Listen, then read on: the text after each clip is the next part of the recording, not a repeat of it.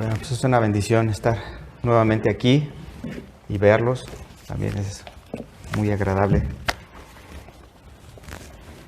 Déjenme acomodo aquí.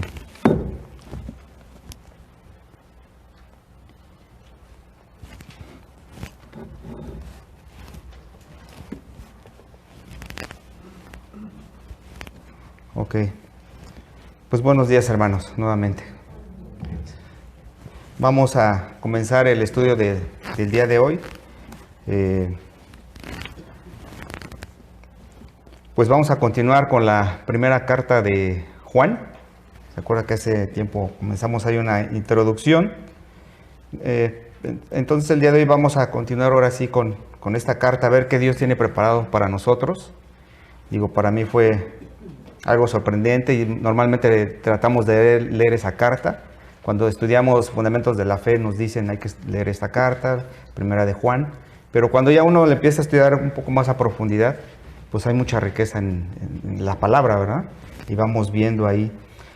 Así que para recordar un poquito lo que vimos la última vez, en esa introducción que hablamos del apóstol, quién era, de dónde venía, cómo fue desarrollándose los principios que él veía en esta carta. Le voy a recordar algo de lo que vimos en ese momento. Sí recuerda que obviamente Juan era el último de los apóstoles, estuvo encarcelado en Patmos y él estaba pues pastoreando las iglesias de Asia Menor y se estaba infiltrando en ese momento algunas herejías, falsas doctrinas dentro de la iglesia. ¿Sí recuerda más o menos qué era?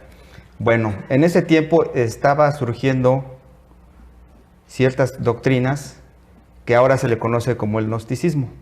En ese tiempo era muy incipiente, pero ya estaba haciendo mucho daño a lo que era la doctrina de Jesucristo. Estaba ya haciendo mucho daño esta doctrina que era el gnosticismo.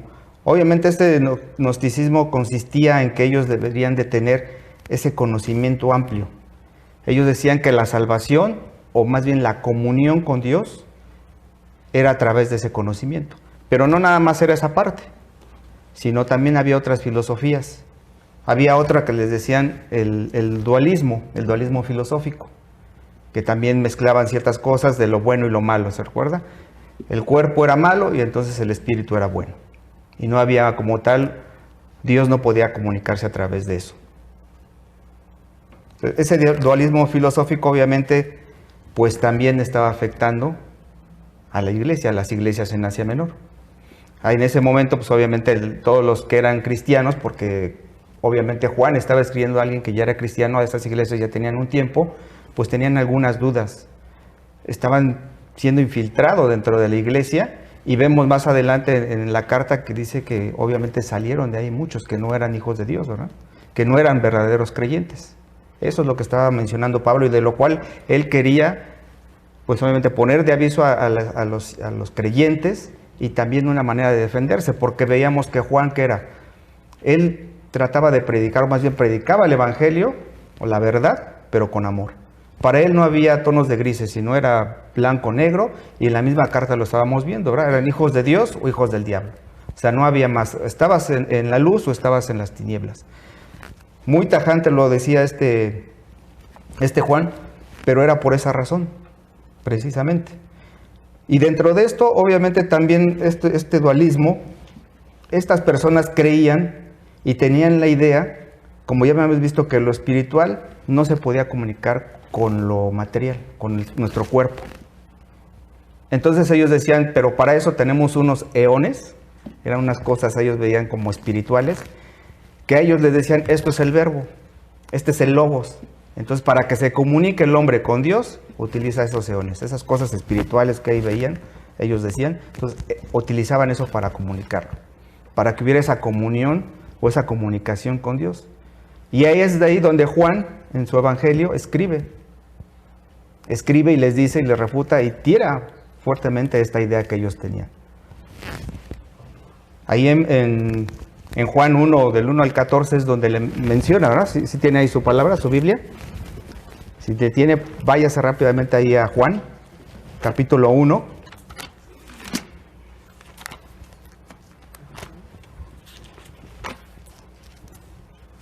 Ahí sabemos que Juan escribió este evangelio primero y mucho después, o unos años después, ya escribió las cartas.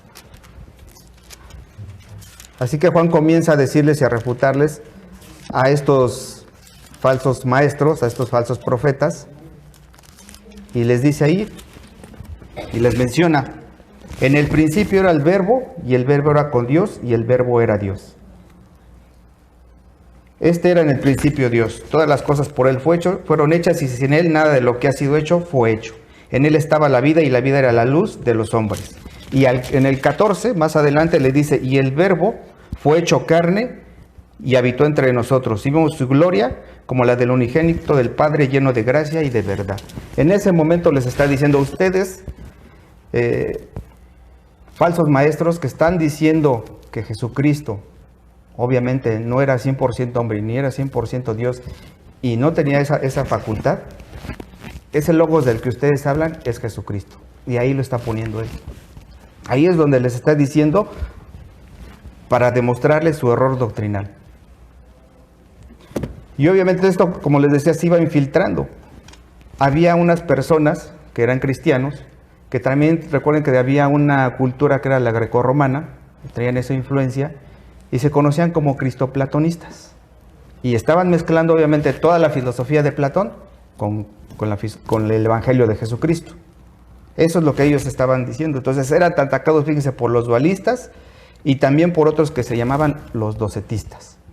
Que eso es lo que decían ellos, o sea, como tal, la palabra docetista viene del griego dokein, que significa aparecer o aparecer. ¿Qué es lo que decían ellos?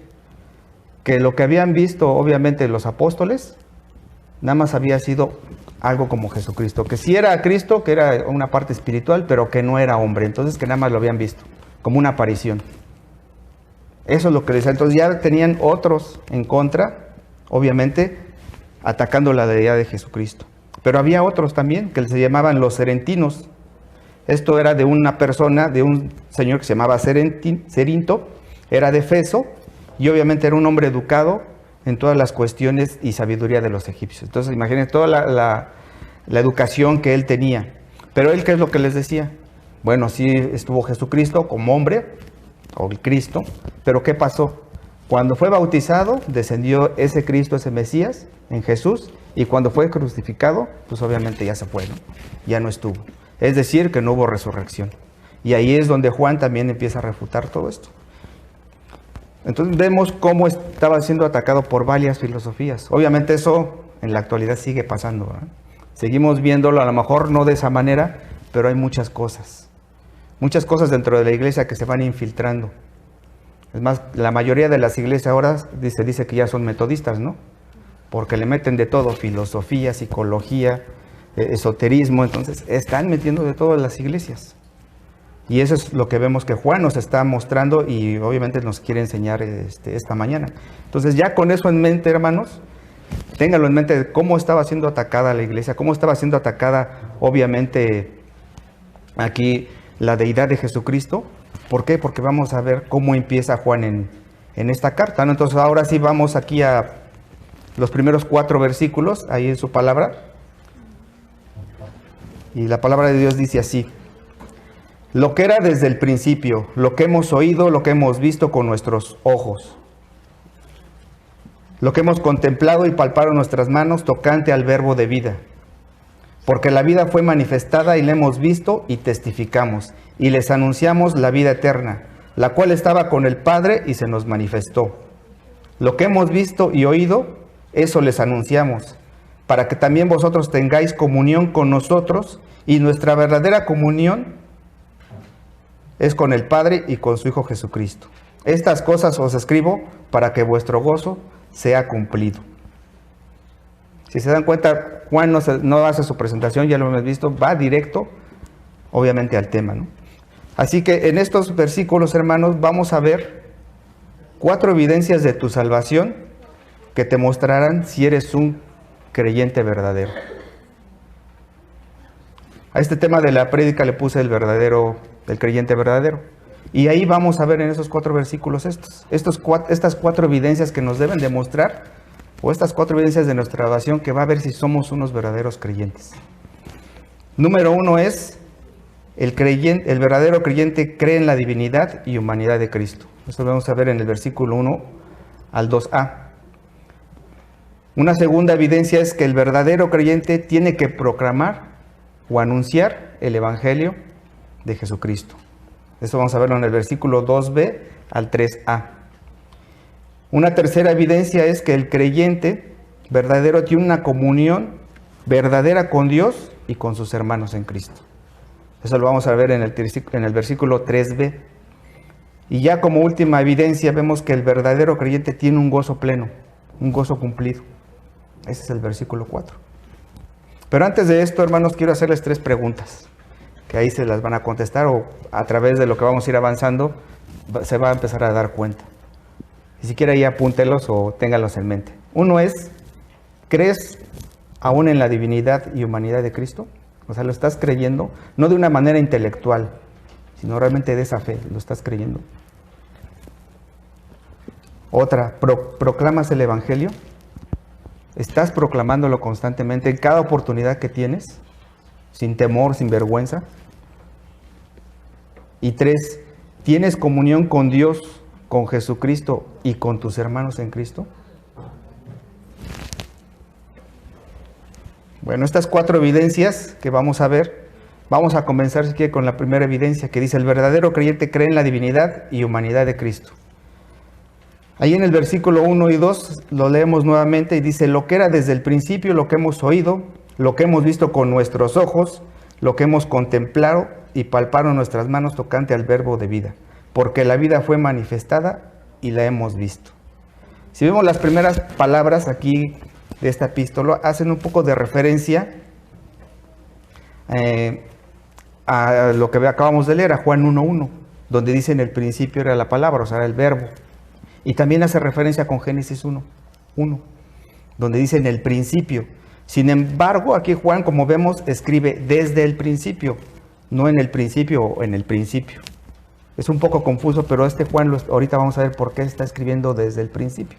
Y esa palabra, esa frase, la utiliza más adelante en el capítulo 2, en el versículo 7, en el 13, en el 14 y en el 24. Lo utiliza mucho Juan.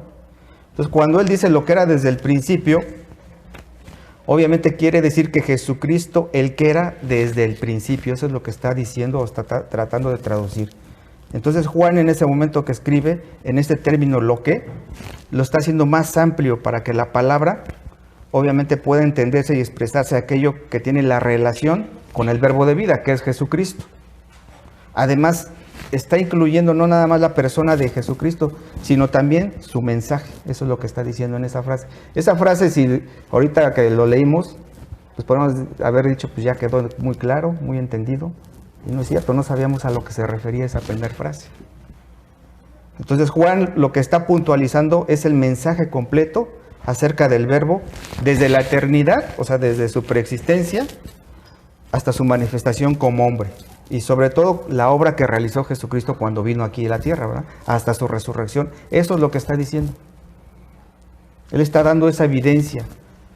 ¿Y por qué se los digo y les decía? Acuérdense lo que vimos al comienzo de las herejías que estaban infiltrándose, precisamente por eso. Porque no creían estos herejes, estos falsos profetas, que Jesucristo era hombre y que Jesucristo era Dios, ¿no? 100%. Ellos decían, no es uno o es otro o no es ninguno. Pero nosotros sabemos qué es eso. ¿Qué es lo que implicaba al decir ello? Que nosotros le estamos quitando la divinidad a Dios, su poder, su soberanía. Es como decir que si no existiera. Lo estamos haciendo menos.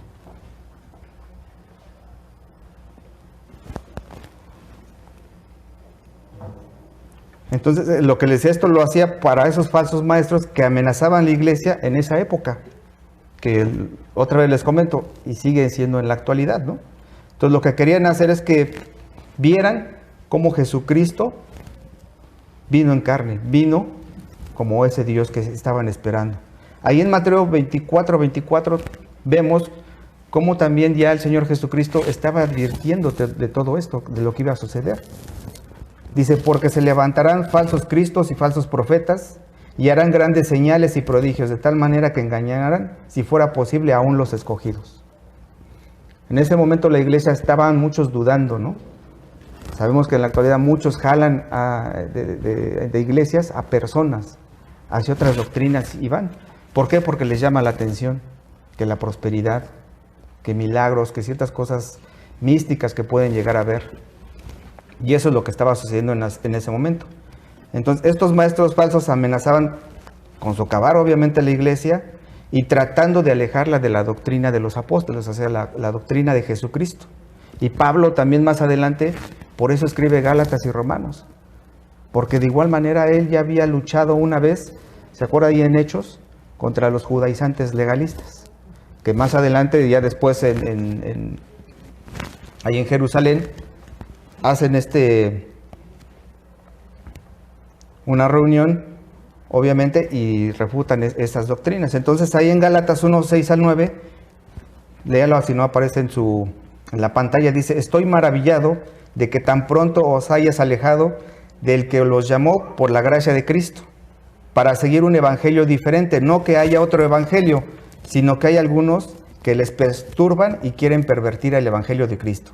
Mas si aún nosotros o un ángel del cielo les anunciare otro evangelio diferente del que los he anunciado, sea anatema.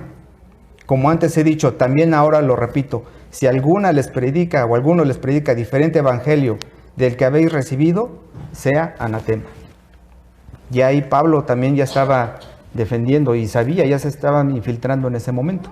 No el gnosticismo como era incipiente en el tiempo de Juan, que fueron más o menos unos 60, 70 años después de lo que escribió. Entonces Juan, en esta sencilla declaración inicial, establece que el mensaje del Evangelio acerca del verbo de vida es permanente e inalterable. Eso es lo que está diciendo. No hay alteración, siempre va a ser por todo el tiempo. Y obviamente Jesucristo es 100% hombre, y eso lo recalca, es 100% Dios. Por lo tanto, el mismo Dios estaba dando esa certeza y esa evidencia de la salvación, y por consiguiente que eran unos verdaderos cristianos. Eso es lo que les estaba diciendo. Si estaban desanimados, si estaban en duda en ese momento esta iglesia, les estaba recordando eso. Pero no nada más les dice eso, ¿no? Sino vemos cómo le empieza Juan dando otras pequeñas evidencias. Dice lo que hemos, está testificando, dice lo que hemos oído. Juan había oído personalmente las palabras que salieron de Jesucristo. O sea, él estuvo presente, fue el último apóstol que quedó, pero era el más joven y estaba con él. Él estuvo ahí presente en muchas cosas, cuando hizo milagros, cuando echó fuera demonios, cuando alimentó a mucha gente, cuando resucitó personas. Él estuvo presente en muchos lados. Pues lo que está diciendo en ese momento es esto, y los discípulos junto conmigo vimos obviamente a Jesucristo. No nos lo contaron, nosotros estuvimos presentes, lo escuchamos durante 3 años y medio que estuvo aquí en su ministerio. Desde que Él los llamó como sus discípulos y estuvieron hasta siendo apóstoles, y hasta que regresó y resucitó, obviamente lo escucharon ellos. Aquí hemos oído, se traduce de una forma del tiempo, es un tiempo perfecto de este verbo que se llama acuo, que indica una ocurrencia terminada en el pasado con una influencia en el presente. Juan no simplemente oyó algo que Jesús fue en una sola ocasión, ¿verdad? O sea, nada más de repente pasó y lo escuchó y siguió caminando. Él estuvo con él, que es lo que les mencionaba, ¿no? Entonces estuvo presente a lo largo de todo lo que él estuvo en la vida terrenal, Jesucristo. Aún el apóstol escribe esta carta, lo que les decía, 70 años después. Y cuando lo está diciendo, lo está escribiendo, es como si lo estuviera viviendo en ese momento. O sea, no se le había olvidado, todavía al escribirlo sentía en su corazón lo que había escuchado cuando estuvo con Jesucristo él en vida, en la vida terrenal. Y luego continúa diciendo lo que hemos visto con nuestros ojos. Aquí parece algo redundante, ¿no? Podemos decir es un pleonasmo, pero lo que está haciendo realmente aquí Juan es centrar esa atención y diciendo: nosotros los apóstoles somos testigos presenciales, y no solo lo hemos oído, o sea, su voz de Jesucristo, sino también hemos visto con nuestros ojos. Otra vez está afirmando, clarificando qué es lo que está haciendo. En cierto sentido, estas palabras, les decía, son redundantes, pero está haciendo mucho énfasis. Quiere hacer Juan ese énfasis, diciendo, no nada más lo oímos, sino también, no nada más sí lo oímos, sino también lo vimos. Ahora sí que con nuestros propios ojos, ¿no? Muchas veces decimos en broma, ¿no? Lo vi con mis propios ojos, ¿no? Eso es lo que estaba diciendo Juan, no estaba haciendo una broma, estaba diciendo y enfatizando. Era tanto el que quería demostrarle a esos cristianos que no vieron a Jesucristo, porque realmente muchos no lo vieron cuando estuvo, así como nosotros, no lo vimos, pero lo creemos, ¿no? Entonces, al añadir el apóstol con nuestros ojos, y también está diciendo, hemos visto, que también utiliza ese verbo en un tiempo perfecto, y que de nuevo sugiere una acción pasada y termina con una influencia actual y continua. Eso es lo que está diciendo este Juan. Otra vez, cuando le añade eso de con nuestros ojos, insiste él, es para clarificar que se está refiriendo a la experiencia física de ver. ¿Por qué está diciendo eso, la experiencia física de ver? Porque recuerden que es lo que veíamos en la introducción. ¿Qué decían? Vieron algo, ¿no? Que parecía que era Jesucristo, una cosa espiritual, pero no era como hombre. Y él decía, sí, nosotros los apóstoles, yo Juan, lo vi como hombre. Él vino, él encarnó en hombre. Dios, ese Dios que esperábamos desde el Antiguo Testamento, que se venía dando, ahora viene a revelarse y se nos es manifestada esa vida. Yo lo vi, yo lo toqué, yo lo palpé, eso es lo que vamos a ver más adelante. Dice, lo que hemos visto y contemplado y lo que con nuestras manos hemos tocado. Juan recurre otra vez a un verbo, ¿verdad? Que dice theomai, que lo utiliza para expresar el hecho de ver a Jesús. Él dice, lo hemos contemplado. Juan informa y expresa a los lectores que empleó 3 de sus sentidos hasta ese momento. El oído, la vista y obviamente también el tacto. O sea, no nada más fue el que le hayan contado, él estuvo presente y no encima de eso, sino él lo tocó, él lo saludó. ¿Se acuerdan que cuando resucitó y se les apareció en medio, cuando ellos estaban, qué les dijo él? O sea, tóquenme, porque creían que era un fantasma y se metan sus dedos. Igual Tomás le dijo, yo no creo hasta que no verlo, no meter el dedo en sus llagas, y le dice, pues tócalo, ¿no?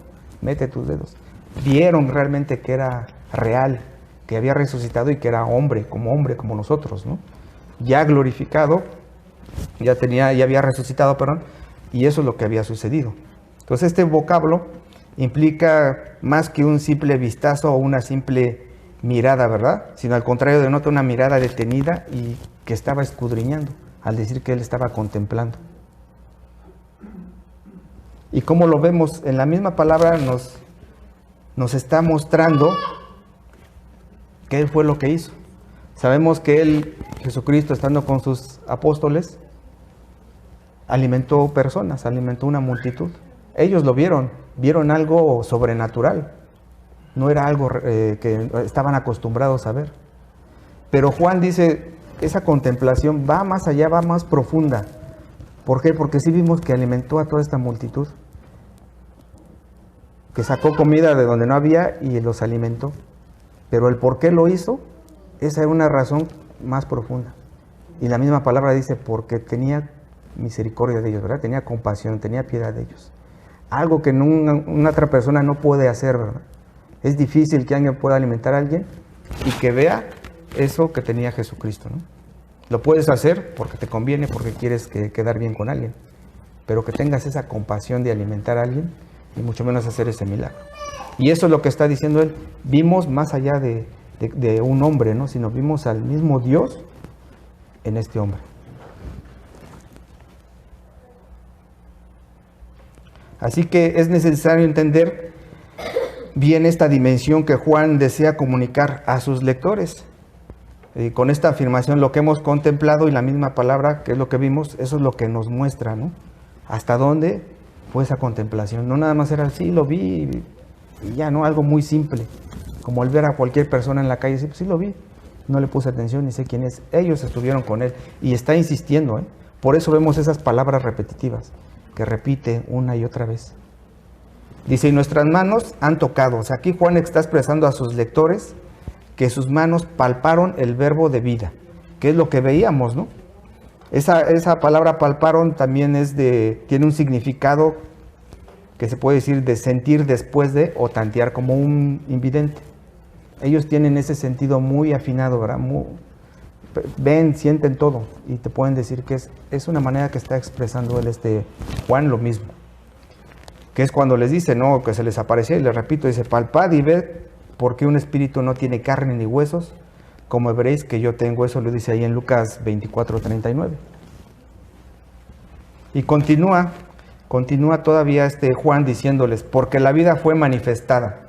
Aquí esta traducción literal de esta oración se puede traducir como, y la vida fue manifestada. Bueno, aquí hay algunas traducciones que lo manejan como y, como pues, porque o está, que es lo mismo, pero realmente se puede traducir, o la mejor traducción es, y la vida fue manifestada, que eso es lo que está diciendo. Entonces, cuando escribe Juan esto, que la vida se manifestó y que la vida eterna también se manifestó hacia ellos, se refiere a la realidad histórica del nacimiento, vida, muerte y resurrección de Jesucristo. Eso es lo que está diciendo él cuando menciona esta parte o esta frase.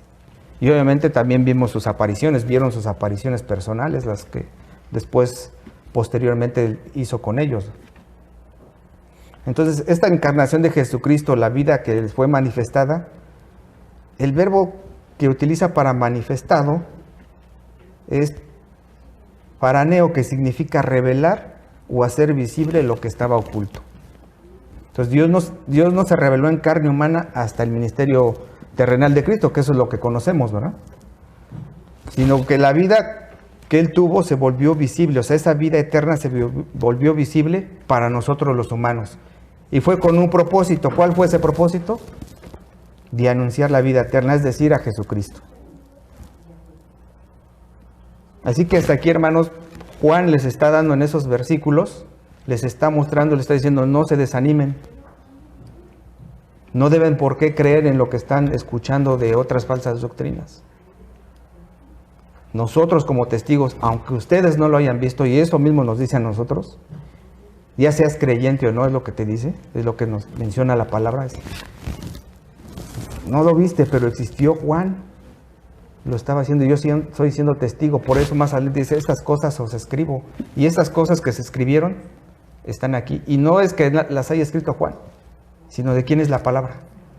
Entonces, cuando no estás creyendo en este libro, no estás creyendo en lo que Dios dice, ¿verdad?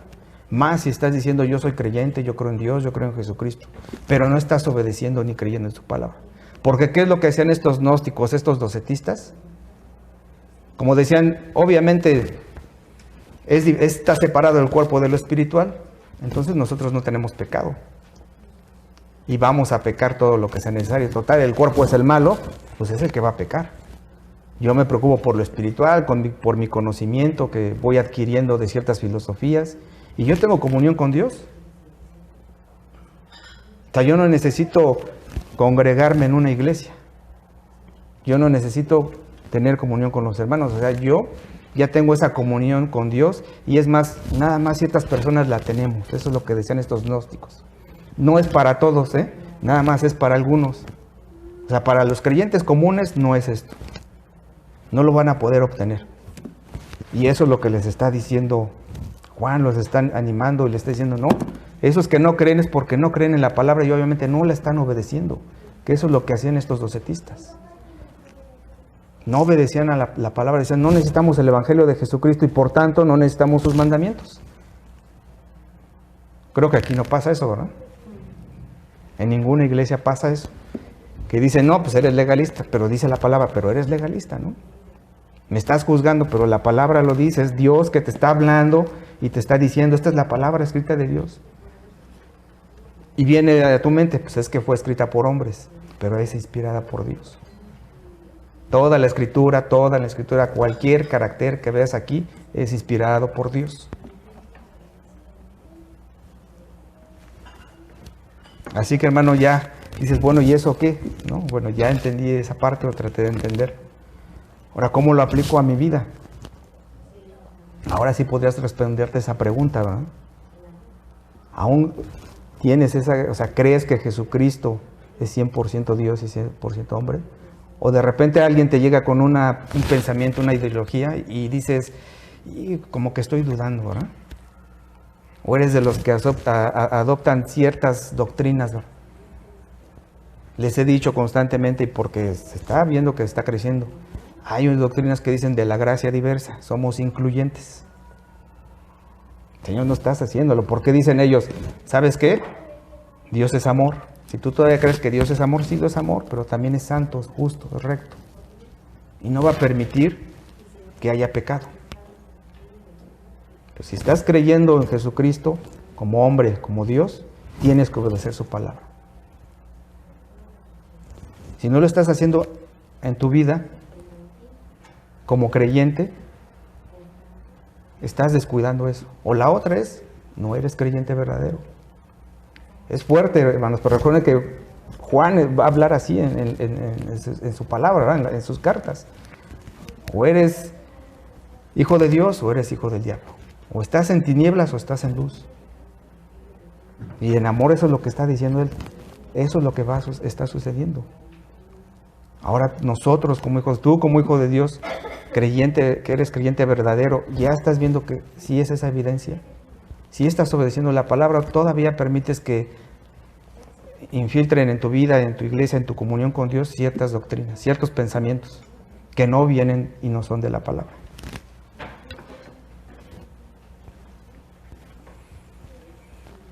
Así que eso es lo que les está mencionando Juan, pero también hay otra evidencia que también vamos viendo, va a irse ligando, ¿no? Con la segunda, que es que el verdadero creyente tiene que proclamar el evangelio.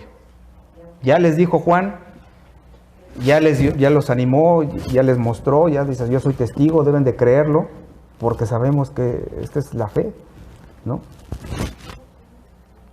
La salvación viene por el oír y oír la palabra de Dios. Eso es lo que están teniendo, esa fe, y esa fe la pone obviamente Dios, ¿verdad? En nuestros corazones. Y ahí continúa aquí Juan y le dice, y la hemos visto y testificamos. Otra vez empieza ahí a repetir palabras, ¿no? Dice, y la hemos visto y testificado.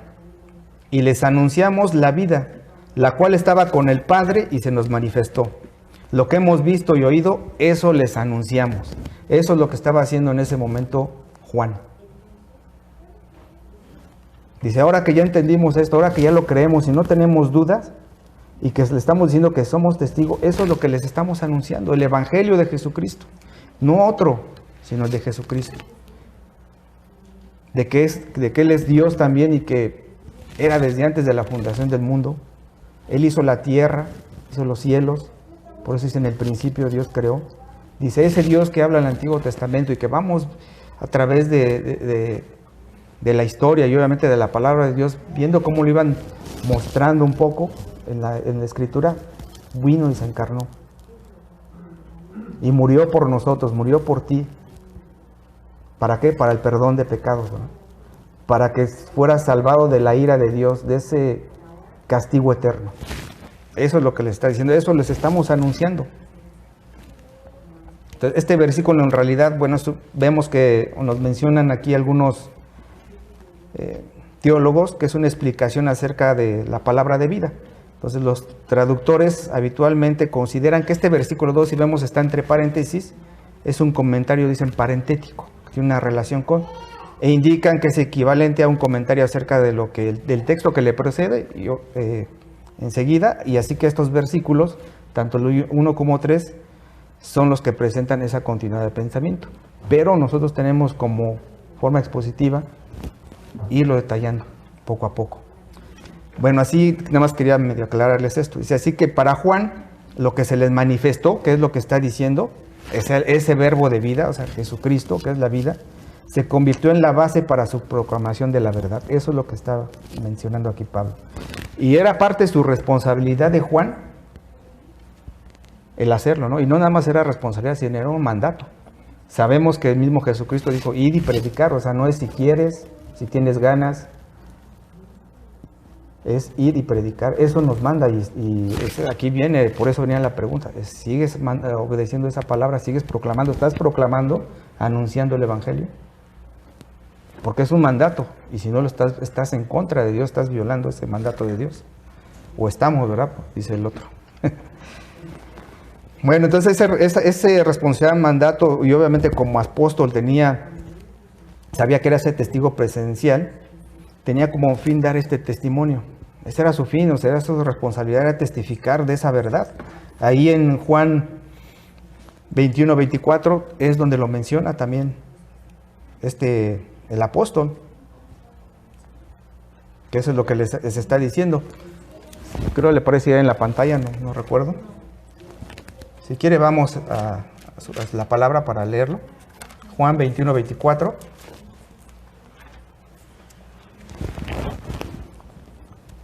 Dice, este es el discípulo que da testimonio de estas cosas, y escribo estas cosas y sabemos que su testimonio es verdadero. O sea, el mismo Juan está diciendo en su evangelio, ¿para qué estaba escribiendo esas cosas? Y que tenía, él servía como ese testigo.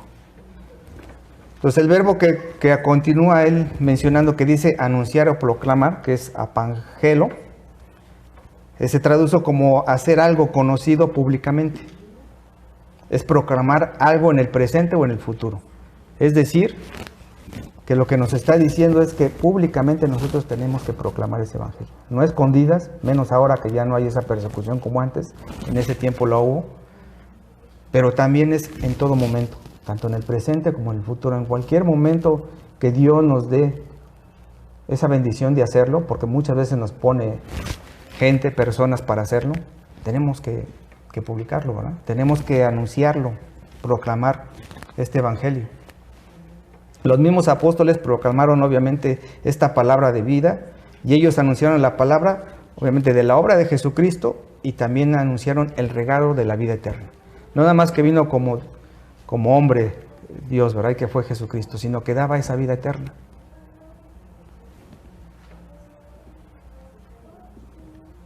Incluso también había visto Jesús, les había mostrado esta parte, ¿no? Ahí en Juan 20, 29, si quieres regrese tantito, ahí si ya tenía el 21, regrese, dele la vuelta ahí. Y les dice, Jesús dijo, porque me has visto, Tomás, creíste, bienaventurados los que no vieron y creyeron. Precisamente por eso es lo que estaba haciendo este Juan, ¿verdad? Para las que no creyeron o lo que no habían visto, lo creyeran. Que eso es lo que somos en ese momento a esa iglesia de Asia y hacia nosotros. Era creerlo. Y tenían que testificarlo. Entonces, debido a que habían estado Jesús con los apóstoles, Juan era ese testigo verdadero y era creíble. ¿Se acuerdan que les decía que en ese momento alguien que decía, yo estudié con Juan, con Pablo, era alguien que les creían, o sea, la palabra que decían las personas era creíble. O sea, bueno, pues sí, y sobre todo porque, ¿recuerda? Porque se comportaban como sus maestros. O sea, si eran sus discípulos, daban ese comportamiento. Entonces, nótese también aquí que Juan escribe la vida y no escribe vida, sino escribe la vida. Él está ampliando su explicación, añadiendo las palabras, la vida eterna, la cual estaba con el Padre y que se nos manifestó. Pero la vida que Juan describe es más que un concepto. Representa a Jesucristo tal como lo demuestra por medio de la cláusula que continúa, o sea, la serie de palabras que continúan, que dice que estaba con el Padre. Las palabras con el Padre no solo implican que el Hijo está ante la presencia del Padre, sino va más allá. Esa preposición con significa de cerca de o estar al frente de a. Es decir, que lo que estaba diciendo es que eran uno solo. Estar frente de o junto a es ser el mismo. Eso es lo que está diciendo, son lo mismo. No es como nosotros, yo estoy enfrente de mi esposa, al lado de mi esposa, no. Somos diferentes, ¿verdad? Como matrimonio. Sino estaba enfrente de, o sea, eran lo mismo. Eso es lo que está diciendo en esa pequeña frase. Así que declaró Jesús, también él, en la misma palabra, dice, porque como el Padre tiene vida en sí mismo, así también ha dado al Hijo tener vida en sí mismo. Ahí en Juan 5:26, donde vemos lo que dice el Señor Jesucristo, que eso es lo que les estaba mencionando. Jesucristo no está diciendo aquí que Él no tenía ese poder, ¿no? Sabemos que cuando Él vino como hombre, ahí en Filipenses 2, nos menciona que Él se humilló a sí mismo, ¿verdad? Se despojó de muchas cosas. Dentro de esas eran ciertos atributos que no dejaba, eso impedía que dejara de ser Dios. Pero así el mismo Dios le dio esa facultad de dar vida, porque vemos que es el único que resucitaba a los muertos. No había realmente alguien más que lo resucitara. Él tenía esa facultad, no nada más Dios, sino Él, y la tenía porque era el mismo Dios. Eso es lo que nos está queriendo aclarar aquí Juan en esta parte. Eso es lo que se está diciendo. Y eso tenían que hacerlo. Todo eso que habían visto, todo lo que había testificado hasta ese momento Juan, decían, tienen que proclamarlo. O sea, no nada más ustedes, iglesias de Asia Menor o iglesias de Asia Menor, deben ya lo creyeron como verdaderos creyentes de que Jesucristo es 100% Dios, 100% hombre, de esa divinidad, sino también van a dar esa evidencia como proclamando el Evangelio. Ese es un hecho. Si tú no estás proclamando el Evangelio, no estamos dando evidencia de que somos verdaderos creyentes. ¿Por qué? Porque no lo estamos creyendo. No estamos creyendo, ¿no crees que al proclamarlo alguien, Dios, en su bendita misericordia, gracia, va a derramar sobre ellos ese fe, o va a poner fe y arrepentimiento en el corazón de estas personas? Ahora, que si lo estás haciendo porque, o no lo haces, más bien, porque tienes vergüenza, te da pena, tienes temor de hacerlo, o porque no dices, no tengo el conocimiento, no sé cómo proclamar el Evangelio, ya es algo de tu responsabilidad. Peor aún, o porque estoy en pecado, ¿no? ¿Cómo voy a ser realmente ese testigo? ¿Cómo voy a dar testimonio si mi vida está reflejando lo contrario? Que eso es como vamos a aplicarlo a nuestras vidas, ¿verdad? Y esa pregunta es, ¿lo estoy haciendo? ¿Sí o no? ¿Y por qué? ¿Por qué sí y por qué no lo estoy haciendo? Pues yo podría decir, bueno, pues yo lo proclamo y se han convertido muchos. ¿Y en dónde están? ¿Están en alguna iglesia o están aquí? No nada más es ir y decirle a una persona, ven, haz una oración y ya con eso estás, ya vete, ¿no? No se está proclamando adecuadamente el Evangelio, porque eso es lo que nos está diciendo. Y eso es lo que les estaba mencionando. Porque si no se vuelven una serie de herejías y de falsas doctrinas, y vemos y hemos estado viendo a través también del estudio de Esdras, hay muchas denominaciones dentro de la iglesia cristiana.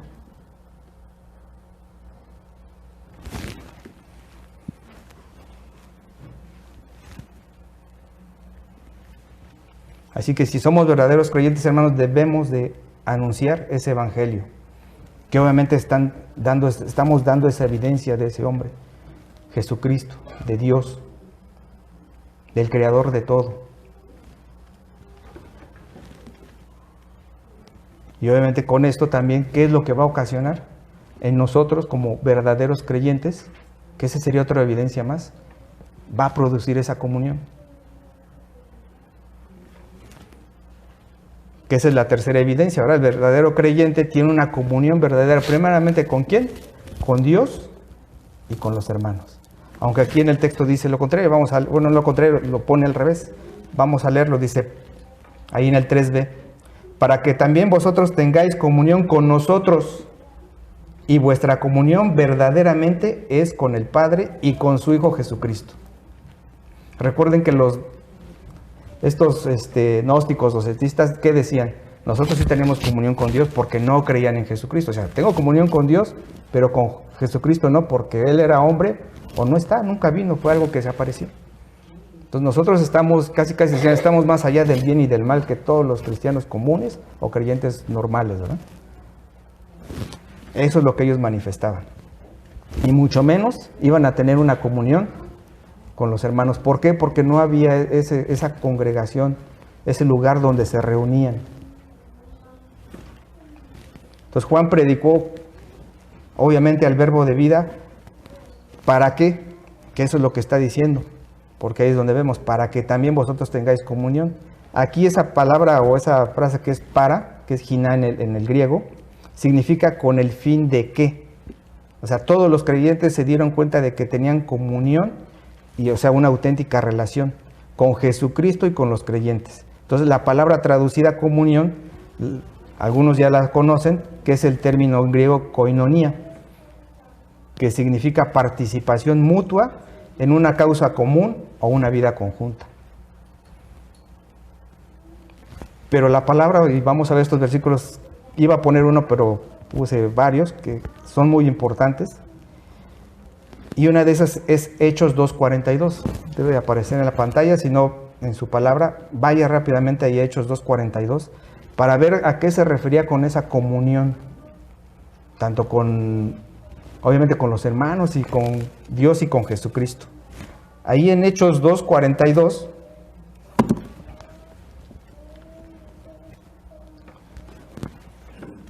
dice, y perseveraban en la doctrina de los apóstoles, en la comunión unos con otros, en el partimiento del pan y en las oraciones. Eso es lo que hacían como hermanos, ¿verdad? Pero no nada más eso. En el 44 al 47 continúa ahí el escritor de Hechos y dice, todos los que habían creído estaban juntos y tenían en común, en coinonía, todas las cosas. Y vendían sus propiedades y sus bienes y los repartían a todos según la necesidad de cada uno. Y perseverando unánimes cada día en el templo y partiendo el pan en las casas, comían juntos con alegría y sencillez de corazón. Continúa en el 47. Alabando a Dios, o sea, vean lo que hacían, alabando a Dios y teniendo favor con todo el pueblo, y el Señor añadía cada día a la iglesia los que habían de ser salvos. Vean todo lo que hacían ellos como creyentes verdaderos. No nada más era el congregarse donde se congregaban, no nada más era estar en la Santa Cena, sino hacían otro tipo de cosas que también hemos estudiado. Daban, como hermanos, le daban a los más, veían a alguien en necesidad y ellos procuraban darle, ¿no? No les decían, bueno, voy a orar por ti. Y luego que ni siquiera tampoco oraban, nada más les decían y no oramos eso, muchas veces. Eso es lo que ellos hacían. Pero no nada más eso, también ahí en 1 Corintios 12, váyase ahí en la pantalla, le va a aparecer. Es 26 al 27, dice, de manera que si un miembro padece, todos los miembros se duelen con él, y si un miembro recibe honra, todos los miembros con él se gozan. Vosotros pues sois el cuerpo de Cristo y miembros cada uno en particular. También en los momentos difíciles o de alegría de algún hermano, esa comunión los llevaba a eso, ¿verdad? No tenían envidia unos de otros, sino al contrario, procuraban. Y otro más que también ya hemos estudiado y es a lo mejor el que luego nos cuesta más trabajo escuchar, ahí en Efesios 4, versículos del 1 al 3, que ya cuando estudiamos Efesios, que José Luis nos enseñó esta parte de todo el libro de Efesios, ahí lo vimos, ¿verdad? Si recuerda, ahí en estos versículos dice, yo pues, preso en el Señor, os ruego que andéis como es digno de la vocación con que fuisteis llamados, con toda humildad y mansedumbre, soportándoos con paciencia los unos a los otros en amor, solícitos en guardar la unidad del Espíritu en el vínculo de la paz. Y eso es lo que un verdadero creyente debe hacer, soportando unos a otros, ¿verdad? No es que me soporten mis hermanos, porque yo no puedo soportarlos. Ya tengo tantos años de cristiano así, o sea, ese es mi carácter. Así nací y así me voy a morir. Dios te va a transformar a través de su palabra. O sea, no puedes decir eso. Es que así soy. Es que soy del norte y así hablo, ¿verdad? Soy muy franco. Pero también Santiago dice que por eso tenemos una jaula en nuestra boca, ¿verdad? Para retener la lengua, que es muy dañina. Y el último, Hebreos 10:25. Dice, no dejando de congregarse o de congregarnos como algunos tienen por costumbre, sino exhortándonos, y tanto más cuanto veis que aquel día se acerca. Por supuesto que si uno no se está congregando constantemente, no vas a poder tener comunión con tus hermanos, mucho menos con Dios y con Jesucristo, que eso es lo principal, ¿no? O sea, si no hay no te congregas, por cualquier razón que tengas, podríamos decir que es justificable,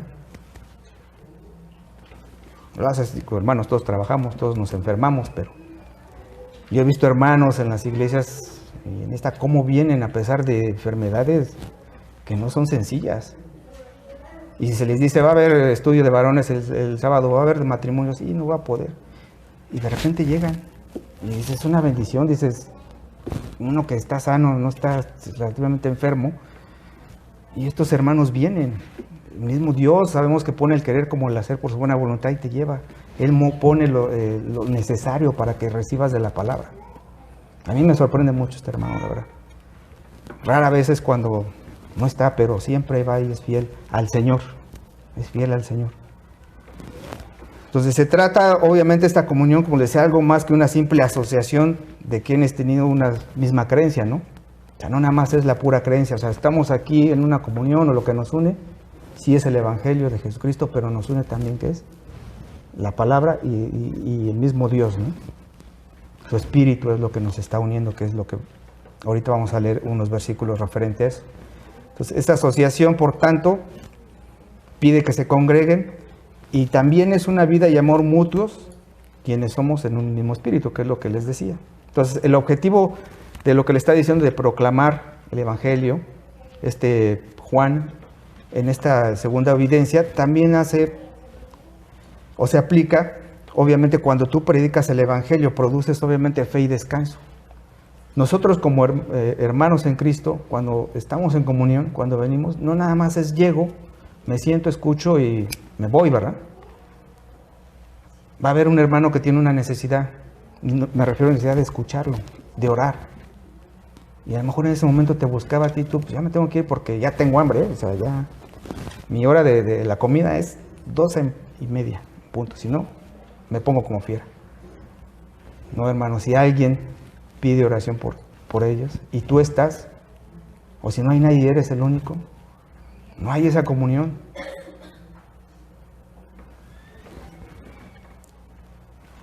Otra manera y que hemos visto y que también Dios ahí nos ha mostrado es, si eres un verdadero creyente y cuando piden algo muy importante como es el orar como iglesia, ¿lo haces? ¿Cuántas veces nos han pedido, vamos a orar mañana aquí a las 8:30? Ay, no, si es 8 de la madrugada, no, pues yo vivo hasta el Ajusco, ¿no? Hermano, esa es la comunión que se pide. No nada más es en la fiesta, ¿verdad? Que también son bonitas, los convivios que hacemos en casa del pastor, pero eso es lo importante.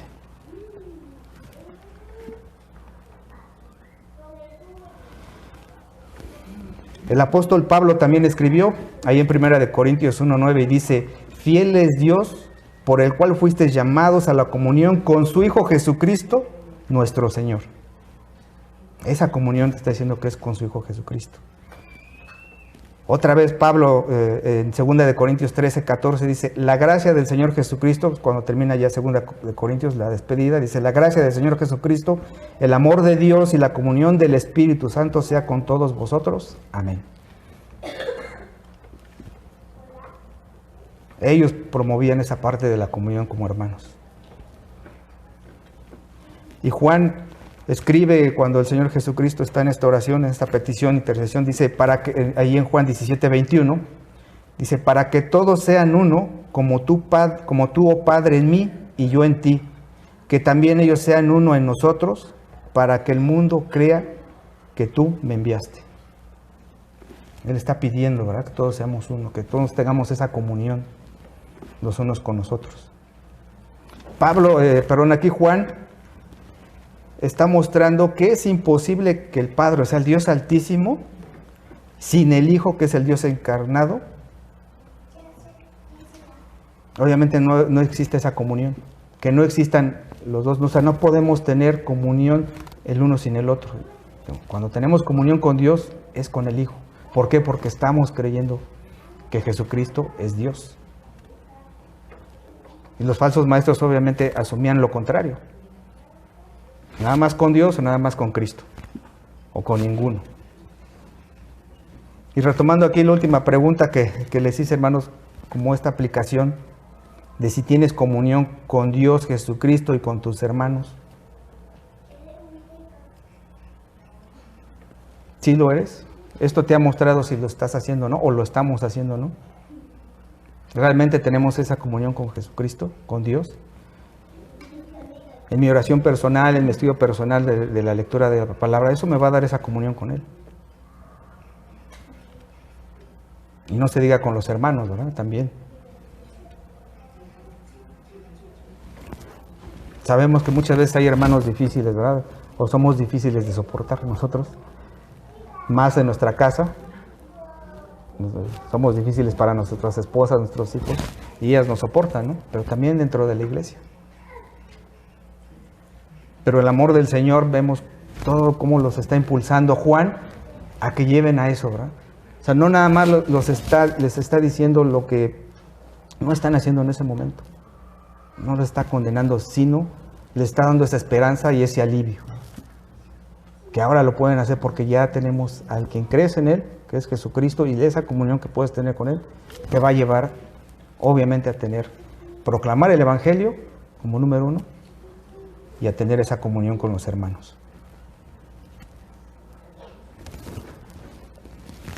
Así que, hermanos, si no tienes comunión, ni uno con otro, puedes ponerte a cuentas con Dios, puedes poner tu corazón y decirle que Él te mueva a hacerlo, ¿verdad? Que ya hay un conocimiento previo. Si es que no lo sabías, bueno, ya lo hay. Y solamente Él te va a poder ayudar. Y termina ahí Juan diciéndoles como última evidencia, comentando que el verdadero creyente tiene un gozo pleno. Eso es lo que nos dice la última evidencia, que va a ser el resultado de las tres anteriores. Después de que ya les estuvo diciendo, Jesús es Dios, encarnó, resucitó, murió por nosotros, no deben por qué preocuparse de esos falsos maestros. Al contrario, ya están preparados para defender la doctrina del Señor. Ya no tienen por qué dudar, ya van a poder discernir entre un falso maestro y alguien que realmente habla la palabra de Dios. Ya no cualquiera te puede llegar y decir que este es el camino, ¿verdad? Como decía Pablo. Si aún los ángeles vienen, o aún ellos mismos, aún nosotros, como hijos de Dios, o los que Dios nos permite estar aquí, anunciar otro evangelio, ya tienen o ya tenemos ese discernimiento para decir no. Y ahí es donde va a decir eso Juan, y los lleva, ¿verdad? Los está llevando ¿a qué? A que lo promulguen, a que lo anuncien a toda la criatura, o a cualquier criatura. Y no nada más eso, sino que tengan comunión con ellos, con los hermanos, que eso es lo que los va a mantener unidos. En el trabajo, si te sientes más parte de tus amigos del trabajo que de tus hermanos en Cristo, hermano, pues andamos mal, ¿no? Ya me estoy dejando llevar por ellos. Si todavía me siguen invitando, el otro día platicaba con mi esposa, mi hija dice, es que a mí no me invitan. Le digo, a mí menos. Ya saben, me dicen, vamos a ir a tal lugar. Y estoy yo presente y no me invitan. Pero gracias a Dios que mejor ni me digan. Pero dices, sí sientes feo, ¿no? Que te excluyan como humano. Dices, me excluyeron, están invitando a mí, ¿no? Pues que yo no bebo y ellos saben que soy cristiano. Entonces dicen, no. Otros me han dicho, ay, discúlpanos por decir una grosería. Pues ya, o les predicas, o pues ¿qué les dices? No, pues están acostumbrados a eso. Pero sí, a lo mejor hay algo de cierto, y voy a poner ahí un anuncio. Desvíame un poquito, permítanme. Dentro de las empresas actualmente, que eso es lo que quiero tocarlo rápidamente, ya es difícil que te rechacen mucho. Porque si te rechazan, ya hay leyes que te protegen, ¿no? Entonces ya puedes decir que eres hijo de Dios y que predicas el evangelio y ya no te dicen nada. Todavía. Esperemos después. Pero bueno. Entonces aquí Juan ya empieza a decirles esta última evidencia. Dice, el verdadero creyente tiene ese gozo pleno, ese gozo completo. Ahí mencionan la palabra ese gozo cumplido. Y dice, estas cosas les escribimos para que vuestro gozo sea cumplido. Entonces la traducción difiere un poco en cuanto a la redacción. Aquí los estudiosos, los eruditos, algunos teólogos, tienen esta lectura o lo dicen así, estas cosas les escribimos para que vuestro gozo sea cumplido. Eso es lo que dice la Reina Valera. Pero otros manuscritos dicen, escribimos esto para que vuestro gozo sea completado. Realmente la palabra traducida aquí, que es plero, significa eso, ¿no? Completo, lleno. Eso es lo que está diciendo. Pero bueno, esta es una cuestión de traducción, pero la idea principal es el para qué son estas cosas, ¿no? Que se escribió. O sea, estas cosas, ¿a qué se refiere Juan? A las que acaba de decir y las que va a decir más adelante también. Y esa misma frase va a decir, estas cosas os escribimos. A través de la carta, eso es lo que va a mencionar también él. Es repetitivo, insiste, y sigue insistiendo en muchas cosas. Entonces, la palabra griega que decía es plero, que significa completo, y debido a que es una verdad transformadora, el mensaje de Juan ocasiona gozo, o va a estar ocasionando este gozo completo, que es el mensaje de Jesucristo, produciendo una satisfacción y realización total que nunca se puede perder. Es diferente al gozo del mundo, al gozo que humanamente conocemos, ¿verdad? Muchos llegan y dicen, estoy gozoso, pero ya pasó algo, te enfermaste, tuviste un incidente, te enojaste con tu esposa, con tus hijos, te despidieron y tu gozo se va. Tu gozo humano. Pero el gozo que nos da a través del Evangelio, ese es pleno, ese es completo. A pesar de lo que suceda, como vemos en Romanos 8, 35 al 39, cualquier cosa que pase no nos va a separar del amor de Cristo. Muerte, ataques, persecuciones, espada, siempre vamos a permanecer ahí. Ese gozo debe estar completo. Ese es algo sobrenatural que el Señor nos da y que es incomprensible para el mundo. Para alguien que no cree en Jesucristo, que no cree en Dios, en el verdadero Evangelio, eso es lo que da este gozo. Entonces Jesús indica a los apóstoles en el aposento alto y les menciona esto. Estas cosas les he hablado para que mi gozo esté en vosotros y vuestro gozo sea cumplido. Eso les dice el Señor a los apóstoles ahí en Juan 15:11. Estas cosas les he hablado para que mi gozo esté en vosotros y vuestro gozo sea cumplido. Y Pablo también les menciona ahí en Romanos 14:17. Dice, porque el reino de Dios no es comida ni bebida, sino justicia, paz y gozo en el Espíritu Santo. O sea, refiriéndose a las cosas materiales del mundo, ¿no? ¿El gozo cuál es? En el Espíritu Santo. Que ese es el que nos da ese gozo, que no podemos comprender humanamente. Entonces Juan se daba cuenta aquí de que el mundo no puede dar un gozo pleno y permanente para el corazón humano. El mundo no lo da, ese gozo pleno, permanente. ¿Quién lo da? El Señor Jesucristo, Dios. Entonces Juan también quería que sus lectores experimentaran ese gozo que viene de comprender la realidad de Cristo, la verdad salvadora del Evangelio y la comunión que en cada cristiano tiene con Dios. Y obviamente también con los hermanos creyentes. Así que el gozo profundamente y firme no puede ser perturbado por ninguna circunstancia, lo que veíamos. Entonces todos los verdaderos seguidores de Jesucristo tendrán el gozo de Cristo cumplido en sí mismos. Si eres verdadero creyente, ese gozo lo vas a tener. Y aquí Martin Lloyd-Jones, un predicador del siglo pasado, lo puso en estas palabras y se las voy a citar. Aquí él resume adecuadamente lo que el apóstol Juan citó, ¿no? Y dice Martin Lloyd-Jones, el gozo es algo muy profundo y significativo, algo que afecta por completo a toda la personalidad. Y en otras palabras, se trata de esto. Solo existe una cosa que puede producir verdadero gozo y es la contemplación del Señor Jesucristo. Es decir, el gozo es la respuesta y reacción del alma al conocimiento del Señor Jesucristo. Si no hay ese conocimiento del Señor Jesucristo, no va a haber ese gozo, esa alma. Y por consiguiente, no eres un verdadero creyente. O te está faltando eso. Si eres un creyente, si ya eres salvo, porque sabemos que la salvación no se pierde, algo te está faltando, hermano, para tener ese gozo completo.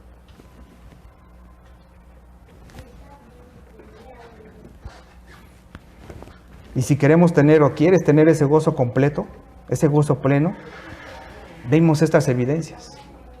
Número 1, creer en Jesucristo como Dios y hombre, que vino al mundo y que estás convencido que murió por ti y por mí, resucitó, obviamente, y nos salvó de esa ira venidera, de ese castigo eterno, de ese lloro y crujir de dientes que se le conoce en el lago de fuego y azufre, que es el infierno. O sea, muchas veces no se dice por temor o porque se vayan a ofender las personas, pero es una realidad.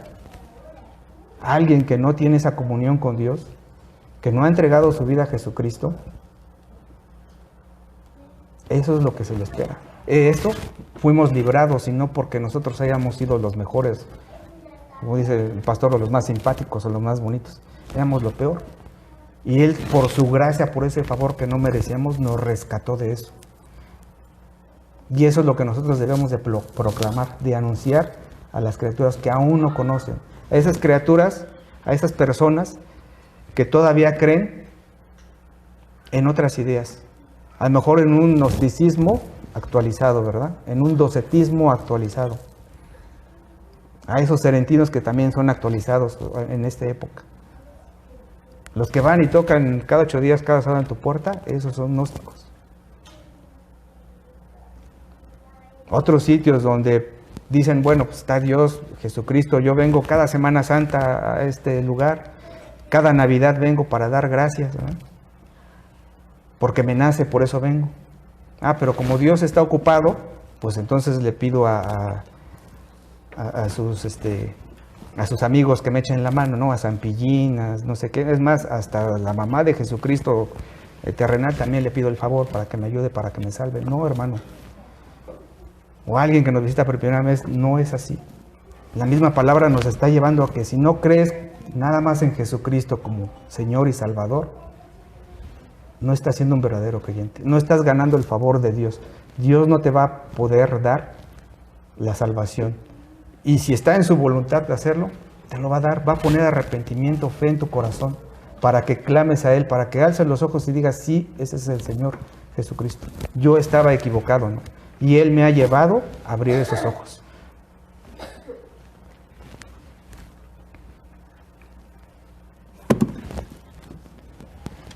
Y aún si eres creyente y hemos fallado en alguno de estos puntos, hermano, pues el Señor nos da esa esperanza. Por eso nos está hablando Juan en esto. Para que tengamos ese gozo, nos está diciendo cómo hacerlo. Nos está mostrando Él a través de su palabra. Y en amor lo está haciendo Él, ¿verdad? Y así como Él lo está haciendo, nosotros tenemos que hacerlo a los demás. Proclamarlo. Eso es a donde nos va a llevar el estudio de esta carta, que esperemos que el Señor nos permita seguir haciendo. ¿Para qué? Para que aquellas personas que nos visitan por primera vez, si aún no has estado en un sitio como estos, en una iglesia como estas, donde se predica realmente la palabra, el verdadero evangelio, Dios también tiene esa palabra, ¿verdad?, de esperanza para ellos. Que Él vino a morir por nosotros, por ti y por mí. Y que si uno está aquí, lo que decía José Luis en la bienvenida, no es por coincidencia. Dios trajo a las personas. Dios, como veíamos, Él trae a las personas cuando hay esa comunión. En el compartimiento del pan como hermanos, Él añade a los que deben de ser salvos. Entonces tenemos ese tarea, ya podemos respondernos esas preguntas. Pero y hay que llevarnos con gozo, irnos gozosos de que el Señor nos va a dar eso, ¿verdad? Que ya está ahí. Y que debemos, obviamente, aceptarlo y obedecerlo a Él al 100% en su palabra. Y tener esa comunión, hermanos, los unos con nosotros. Y hoy, Padre, te queremos, pues, número uno, dar gracias, Señor, porque pues, tú eres bueno, tú nos has permitido reunirnos y obviamente también celebrar esta cena junto con esta palabra que tú has puesto. No estaba nada programado, Señor, simplemente vemos ahí tu provisión, cómo tienes todo tú en control, Señor. Y queremos pedirte también perdón por nuestros pecados, Señor, si aún tenemos algo ahí guardado que no queremos confesarlo, algo oculto, tú, Señor, muéstranos, llévanos ese arrepentimiento. Y si aún hay algún hermano, Señor, alguna persona que pues cree que es un verdadero creyente, pero que a través de tu palabra ha podido ver que no es así, Señor, concédele ese arrepentimiento, pon fe en su corazón. Ten misericordia, Señor, como lo has tenido de nosotros. Que a pesar de que nosotros no merecíamos esa vida eterna, tú nos la diste, Señor. Y fue a través de tu Hijo Jesucristo que murió en esa cruz, Señor, que tuvo esa muerte violenta porque derramó su sangre, Señor, cada gota de su sangre, toda su sangre. Señor, perdónanos y también, Señor, llévanos a tener ese gozo pleno, ese gozo completo que tú nos muestras en tu palabra, Señor, y que tú nos regalas, Señor. Te agradecemos por esto, te agradecemos por cada uno de los miembros, Señor, como hermanos, que nos permita seguir teniendo esa comunión en cualquier circunstancia, Padre. Que tú pongas en nuestros corazones, Señor, el tener ese amor como tú lo tienes por nosotros, Señor, porque tú nos amaste primero y por eso nosotros también te amamos. Te agradecemos y te bendecimos en el nombre de Cristo Jesús. Amén.